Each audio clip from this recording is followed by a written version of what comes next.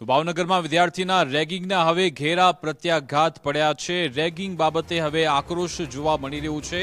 વિદ્યાર્થીઓ સાથે થયેલા રેગિંગના ઘેરા પ્રત્યાઘાત પડ્યા। કોલેજમાં ભણતા વિદ્યાર્થીઓનું સિનિયર્સે રેગિંગ કર્યું હતું। સમગ્ર ઘટનાને લઈ આઈએમએ દ્વારા આવેદન આપવામાં આવ્યું। રેગિંગ કરનાર વિદ્યાર્થીઓ સામે કડક કાર્યવાહીની માંગ થઈ છે।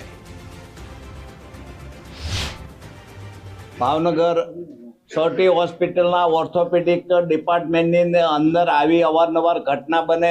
એ ઘટનાને આઈએમએ ભાવનગર સખત શબ્દોમાં વખોડી નાખે। ડોક્ટર ફેટર્નિટી માટે કલંકરૂપ છે। જુનિયર અને સિનિયર ડોક્ટર જે રેગિંગ કરે, આ રેગિંગ કરવાવાળા જે છે એમને આઈએમએ એવી માંગણી કરી છે કે એના ઉપર સખતમાં સખત પગલાં લેવાય, કાયમી એમની હાકલપટ્ટી થાય। કદાચ ઇન્ડિયન મેડિકલ એસોસિએશન અને નેશનલ કમિશનની અંદર એના રૂલ્સ છે 2 વર્ષથી વધારે સજા ન કરી શકાય, તો એમાં ઉમેરો કરો કે એનો કાયમી સ્ટાઇપન્ડ બંધ થાય।